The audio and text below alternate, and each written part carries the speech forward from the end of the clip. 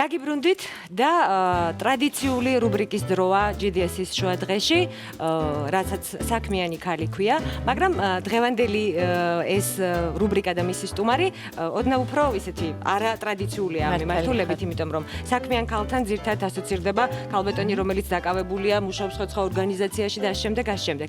დღევანდელი ჩვენი სტუმარი ქალბატონი, არაჩვეულებრივი ქალბატონი, მსახიობი ნათია გოგოჭური გახლავთ, რომელმაც ასე ვთქვათ მისი საქმიანობა პირდაპირად ოჯახს უკავშირდება, რადგან პროფესიული საქმიანობა მან გვერდით გადადო და ვფიქრობთ ბევრი წლის წინ და ვფიქრობთ არანაკლებ მნიშვნელოვან საქმეს აკეთებს დღეს. უფრო მეტსაც თუ არა. მოდი. გამარჯობა. მოგდანდი. გელოთები რა თქმა უნდა. ჩვენი სტუმრობა ჩვენ ისე გვიხარია ყოველთვის ჩავწდები გოგო. ხო მე და რაღაცა დიდხანს არ ყოფილა. სტუდიაში პირველად კი. რა ვიცი რაღაცა დღეს ესე გადავწყვიტე, ესე ვიყო, შავი კაბა აღარ ჩავიცი. ჯინჯილები აღარ გავიკეთე. გომაზი ხარ როგორც ყოველთვის. რაღაცა ერთ ფერებში აღმოჩნდა. ხო, მე სხვა ფერებში მოვედი და ჩემი იმიჯი აი ესე შეიცვალა. შეიცვალა ჩვენს პირდაპირ ეთერში. რატომღაც არსებობს ესეთი მოსაზრება, რომ ქალი, რომელიც დიდ დროს უთმობს, უფრო დიდ დროს თავისი ცხოვრების ოჯახს, ოჯახურ საქმიანობას, შვილების აღზრდას, მეუღლის მოვლას, მიხედვას და ასე შემდეგ, ის არ ითვლება საქმიანად. ამ დროს მე ვფიქრობ, რომ ერთ-ერთი ყველაზე მნიშვნელოვანი საქმე და საპასუხისმგებლო სწორედ ეს არის. და რთული თან ძალიან.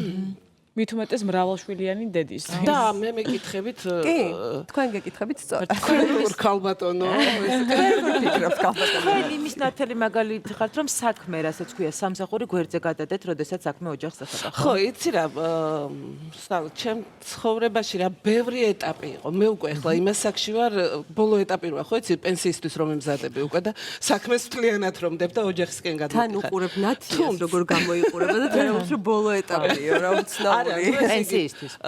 ხო, რაღაცა დე იურე ესე, ახლა დე ფაქტო სხვა მომენტია. იურიდიულად გამოდის, რომ მე უკვე ახლა ვარ იმას აქში, როცა უკვე იწყებს სამზადის იმისთვის, რომ სულ რამოდენიმე წელში გახდები პენსიონერი, ხო? თუმცა რა თქმა უნდა, ამის აღიარება არავის არ უნდა. ამიტომ რაღაცა ჩემი ცხოვრების გარკვეული პერიოდი კი არა, მხოლოდ დაწყებული სტუდენტობის შემდეგ და სტუდენტობა ის რამდენად აქტიურია, როცა თეატრალური გაქვს დამთავრებული და სამსახიობო. და მესამე კურსიდან რუსთაველის თეატრში რობიკოს ჯგუფით ჩასვლა, ეს იმხელა რაღაც იყო. რომ ამას თუ რაღაც შემაცვლევიებდა ან ქმარი ან შვილი, რა სისულე რა ქმარი რა შვილი. ვერ წარმოგედგინეთ თუ რამე ჩაანაცვლეთ. თუნდაც კი ხო, ხდება ცხოვრებაში ისე რომ თავისთავად ხდება რაღაცების, რომ შენ არ გეგმავ. შენ ვეითხოვ მე რომ იქნებ მაცადოთ და აი ეს იქნებ მაცადოთ ეს იმიტომ რომ რაღაცა მე გავაჩინე ერთი შვილი, გავაჩინე მეორე, გავაჩინე მესამე და მეოთხე და მე რობიკო მითხრა თქვენ ქალბატონო არასწორად მოხდით მიხედეთ ოჯახსო და აი ასე თუმცა ეს მაგრამ უკაცრავად ეს გაცნობიერებული არჩევანია ხო ასეთ შემთხვევაში იცი რა არის ჩვენ ხომ ყოველ დღე არ ვფიქრობთ რომ დღეს დღე ემატება თვე გადის თვეს წელი მისდევს ანუ დრო რაღაცნაირად გაიპარება დრო გარბის ხო და მე ვთვლი რომ ჩვენ ყველაზე კარგი ასაკი გვაქვს 25-დან 35 წლის ასაკამდე თვით რეალიზებისთვის იმისთვის რომ ზუსტად დამკვიდრდე და იცოდე რა გინდა რომ აკეთო პროფესიულადაც ოჯახის ფსიქოლოგიურადაც უკვე რომ დამშვიდდე დაწყნარდე ის რაღაცები გადაალაგო გადმოალაგო რა გინდოდა როგორ გინდოდა ის ლაგდება ცხოვრება რაღაცას თავისას გასწავლის კიდე და მე ვთვლი რომ თვით რეალიზებისთვის ეს არის ყველაზე საუკეთესო პერიოდი სწორედ აი ამ პერიოდში მე 30 წლის ვანებებ თეატრს თავს და ჩემდა საბედნიერო და მამა ჩემის იმათ უნდა ვთქვა მე ყოველთვის ვთვლინე რომ კარგი ფილოლოგი უნდა ყოფილიყავი ამიტომ წერაში დამოუკიდებლად მოთხრობებს ლექსებს რაღაცებს წერდი სულ ბავშვობისას და თეატრალურზეც ამით გამომიშოს ნუ ბავშვს უნდა სცადოს და აგვისტოში რა თქმა უნდა უნივერსიტეტში უნდა ჩამებარებია აი ეს ჩემი წარსული ხო რაღაცებით უცბად აღმოჩნდა რომ ზაზას დაჭირდა სცენარი 3 დღეში ეს უნდა ყოფილიყო კომედია კახეთი ну კახეთს ძალიან კარგად ვიცნობ და თან გამძაფრებული იუმორი მაქვს კახელების დამოკიდებულებაზე აი ყველაფერს რომ აღიქვა ხო აი და თან ისა მე ჩავიწერო რა აი რაღაცა თან ну ბავშვობიდან გაზრდილი ვარ იმიტომ დედულეთია ჩემ და ну აი იმდენად კარგად ვიცი მელოდიკა, ურთიერთობები, აი რაღაც და ну ვთქვი მოდი რა მე რა, იმიტომ რომ ვისაც ავუხსენით ვერ ვაგებიერთ რა გვინდა. რა გინდათ? ზუსტად 4 დღეში დაეწერა თუ გახსოვთ გარიგების პირველი გარიგების სცენარი.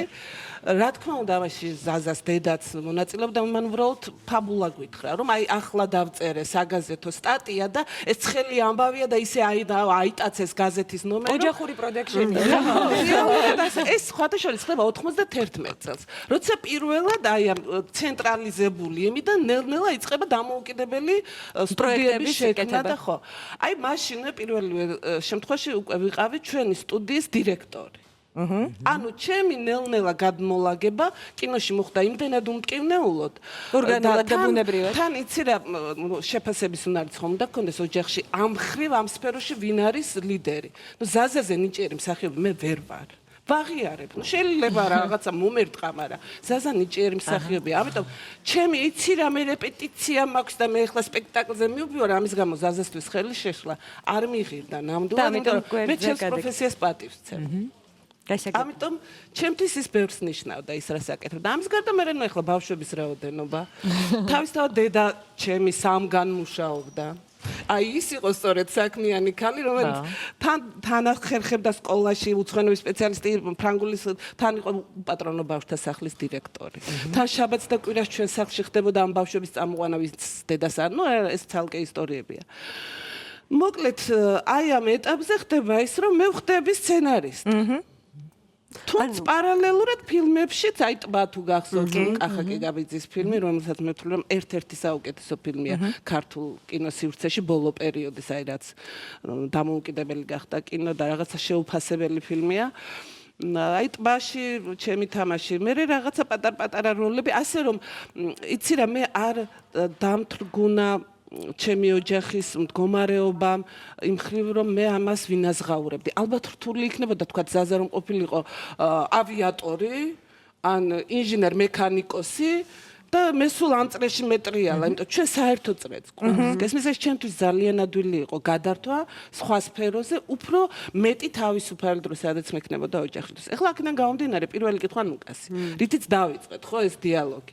მე რაღაცა პედაგოგობის გამოცდილებაც მაქვს, რაღაცა მეტყველების პედაგოგიც ვიყავი, სახლშიც მქონდა სტუდია, როცა ძალიან ჭირდა 92-14 წლებში მე ძალიან რთული პერიოდი, აი ზამთარი და ბუხარი რომ გვედგა შეშის სახლში, სართულებზე, იმ წლებში მე დიდი ღომში ვცხოვრობდით. მაშინ სახლში სტუდია მქონდა და ბავშვებს ვამეცადინებ და ამით ჩემი შვილებიც ჩართული იყვნენ. რაღაცა ვახალისებდი, რაღაცა სხვა განწყობა შევქონდა. ამიტომ არის ყველაზე მთავარი მე რასაც ვთვლი ჩვენში. სადაც ხარ, იქ იყო, იქ იგრძნო რომ შენ იქ საჭირო ხარ და იქ იყო ბედნიერი. არ აქვს მნიშვნელობა ეს ოჯახში იქნება, გარეთ იქნება. და საქმიანი ქალი რას ნიშნავს? მოდი, ამის მეორე მხარე უსაქმური ქალია, ხო? ხო. აქ ხარ არის რაღაცა ბიზნესი ქუსლებზე გადაცემა არ გვაქვს. აქ არის საქმიანი და არასაქმიანი ქალებზე, ხო? უსაქმური ქალი მე მგონია რაღაცა აი 5% იყოს დღეს საქართველოს რეალობაში. ვინ სად პოულობს თავის თავს კარგად? მე ვთვლი რომ ის არის სწორედ დასაქმებული ქალი. სწორედ რეალიზებული. სწორედ რეალიზებული თავისთავად და საქმიანი ქალი, ქვია მე ამ შემთხვევაში თუ გავითვალისწინებთ იმას, რომ ამხელა კაცების მოაჭრა მივიღეთ. და ნუ იცი მოულა კიდევ ერთი რამ. მე არა ვარ იდეალური დიასახლის მართლა, მართლა. ნუ არა ვარ ეხლა. ნუკას სახე შეეცვალა. მართლა არ ვარ. არ ვიცი, შეიძლება მე იცი რომელი დიასახლისი არ ვარ. ფეხი არ დადგა. არა, ეგ არა, დიასახლის იდეალური არის, არის სუნი რო ტრიალებს. ხო, ზარეულოში და სუტრიალებს. იდეალური დედა ვარ, მაგრამ დიასახლისი არა ვარ იდეალური. აიგა, ჩემი შვილებისთვის იმ გარემოს ვქნი, რაც ჩემ შვილებს ჭირდებათ. ხდები? მაგრამ ჩემი კარგი მეუღლე ვარ. დიასახლისი არა ვარ კარგი. სამაგალითო მეუღლე ხარ მეცაც გეტყვი. კუთხეები, ხელი არ მოკიდო, ფარდა.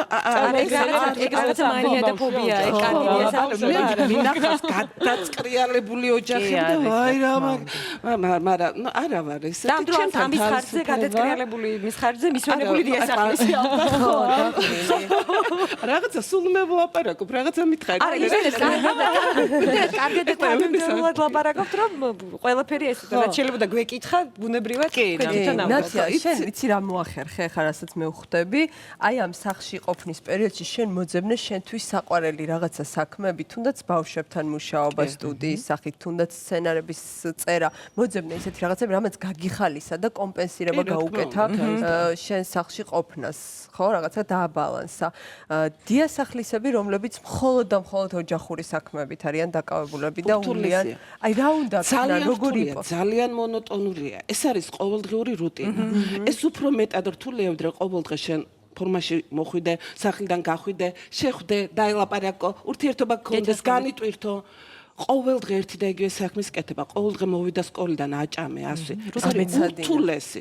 და მე ძალიან ხშირად ვამბობ, რომ ახალგაზრდები როცა ამბობენ, რომ მე ჩემი საქმე მინდა მქონდეს, ეს გაქცევა აი ამ რუტინისგან.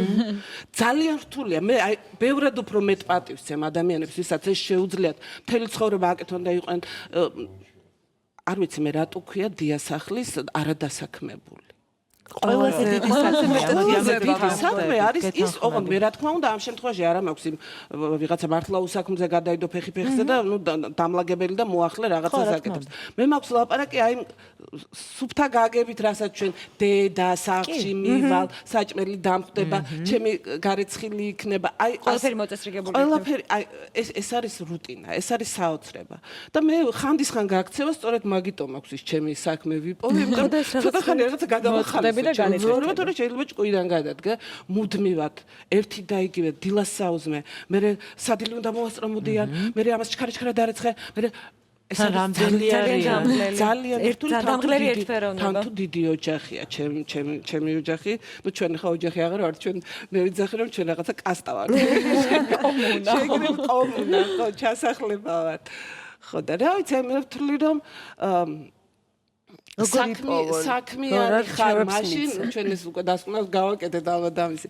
საქმიანი ხარ მაშინ, როცა თვით რეალიზებული ხარ, რეალიზაციას როცა თუნდაც ოჯახში, პირველ რიგში ოჯახში. თუ ოჯახში ეს არ გაქვს, ჩათვალე რომ ხო ბევრ რაღაცას ვერ აწყობ რა. მე არ მიმაჩნია სწორედ რომ ჯერ კარიერა მერე ოჯახი. ხო არის. მე არ ვთვლი ამას. ასეთი შემთხვევები. თუმცა კი აი ეს რაღაცა პერიოდი, როცა ოჯახში თუ ყავს ისეთი ვინმე რომ შენ დაგეხმაროს და კარიერას მიხედო, ეს არის იდეალური ვარიანტი. ანუ თუ დედასცალია ამ დროს სწორედ იმ მოვალეობის შესრულებისთვის რა ფუნქციაც ზედა თაობას აქვს, შვილიშვილს ხელი შეუწყოს კარიერული წინსვლისთვის, ეს არის იდეალური ვარიანტი. თუმცა როდესაც შეკითხვა დგას კარიერა თუ ოჯახი, ვირჩევთ ოჯახს, ხო? მე ვთვლი ოჯახს, მაგრამ იცი რა არის კატეგორია, რომელსაც კარიერის ტიპები. დაუბრუნდეთ ახლა იმას, რა არის ოჯახი? ეს ხო არ არის მხოლოდ დედა, მამა, შვილი. არ არის, ეს არის ურთიერთობების კრებული. თუ ადამიანს ამ ურთიერთობების კრებულში არ უმართლებს, მას შეიძლება პირველ რიგში კარიერა ქონდეს. იმიტომ რომ გაექცეს ამ გარემოს და უკეთესად იგრძნოს გარეთ თავი. თუ მას უკვე შეკრული აქვს, ეს რასაც ქვია, მეუღლე, მოვიდა მეგობარი, ჩვენ ერთად ვართ, მაინც გაქცევა არ გინდა, შენ სავსე ხარ იმით, რაც გაქვს. და მე სულ ვიძახი, არასოდეს არ ეძებოთ ჩემ შვილებსაც ვეუბნები, იმის იქეთ, რაც შენს გარეთ ხდება. ყოველთვის ეცადე შენთან რაც არის, ხო? იქვე მოძებნო რომ კარგად იგრძნო თავი. მოერგე, მოეფერე, კარგად იყავი. იმიტომ რომ იცი რა, მე გუშინ რაღაცა იქ უკეთესი იქნები, რომ ყოფილიყავი, ყველაფერი კარგად ყოფილიყო არ არსებობს. რეალობა რაც არის ეს არის. არასდროს არ მინანია შენი არჩევანი. იცი რა, როგორ არ მინანია, მაგრამ ვცდილობ მეორედ ასეთი დასანანი საქმე არ გავაკეთო, თუ ასეთი რამ მქონია ჩემს ცხოვრებაში.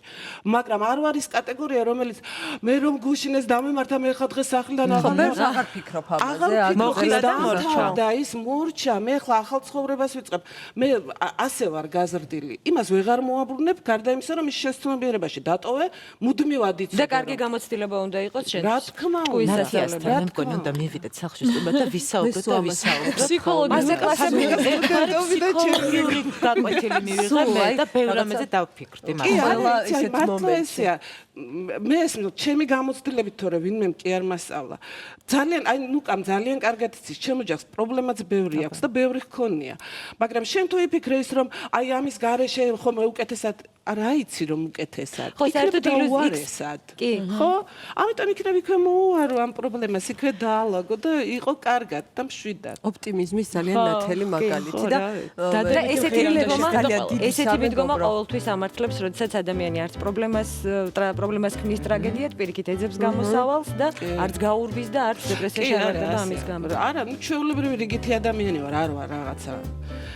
პრობლემებიც მქონია. არა, ბუნებრივია, რა თქმა უნდა, ეს როგორ დეპრესიაც იქნება. მქონია, მაგრამ თვლი რომ ასეა საჭირო. თუმცა განდება შეიძლება მეჩვენე. აი მინდა რომ ასე ვიყო და ასე იყოს, რა ვიცი. თავარია განწყობა ყველაფერში. ნაციას აქვს რაღაცა თავისი განსაკუთრებული ფორმულები და წლებია ჩვენ ელენეს სამეგობრო მივდივართ ხოლმე. ძალიან დიდი ხანია ნათიასთან არ ყოფილა, მაგრამ აი რაღაცა პერიოდი იყო, როდესაც ყველაზე მძიმე მომენტებში მივქანდებოდით ხოლმე ნათიასთან და მოვდიოდით თემი. ოპტიმიზმი. არა, იცი რა, განსაკუთრებით იმ პერიოდში, როცა აი რაღაც არჩევანს აკეთებ შენთვის და აი როცა სასიყვარულო ურთიერთობებში პატარა რაღაცაც კი გულს გტკენს. ცოტა ფართედ თუ გაშლი ამ ურთიერთობას. გაიხსენე კარგი რა ყოფილა, ცუც დაანებე თავი. მე რა თუ უხეშად გითხრა, სულ ამაზე. ნუ აყვები, ნუ ეტყვი შენც უხეშად. ცოტა ხანი იცი რა, ეს სწორია, მე ხანდისხან დავცი 1-2-3-4-5-6-7-8. აი მაგით მართლაზია, მაგრამ არის ხოლმე პერიოდები, როცა მე ვჩხუბობ, ოღონდ დანარჩენებს ვაფრთხილებ, მე დღეს ახლა უნდა ვიჩხუბო. სერიოზულად, მაგრამ ეს ახლა საჭიროა. იმიტომ რომ ესაც ხასიათის გამოვლენა არა ვარ მე. მობჯანდით და ჯანდით. დიახ, ყველაფერი კარგია. აბა რა, ემოცია თუ არ საჭიროც არის ხანდისხან რომ შეახურო და აბა ეს მომენტი საჭიროა. ოღონდ ზუსტად უნდა გრძნობდე ეს როდის გაჩერდე, ისეთ დროს შემიძლია გავჩერდე რომ ბადარჩად ბათხოდმე ჩემშულს გერომ ეხლა რატომ არაფერი არ მე მაგრამ ამას მე მეორე დღეს ვიტყვი ჩუმად ვიტყვი მარტო ვიტყვი და უფრო შედეგიანად ძალიან დიდი მადლობა დრო რომ მქონდეს კიდევ დიდხანს ვისაუბრებთ მარტო გულწრფელად და მონაცხოვლებს ხედავთ და ხო იმიტომ რომ კიდევ ერთხელ ვამბობ რომ საუკეთესო რესპონდენტია რა ვქნა ჩემთვის ასე დიდი მადლობა მადლობა რეკლამაზე რო ვარ დაუბრუნდებით კარგი იყო თქვენთან სტუმრობა მადლობა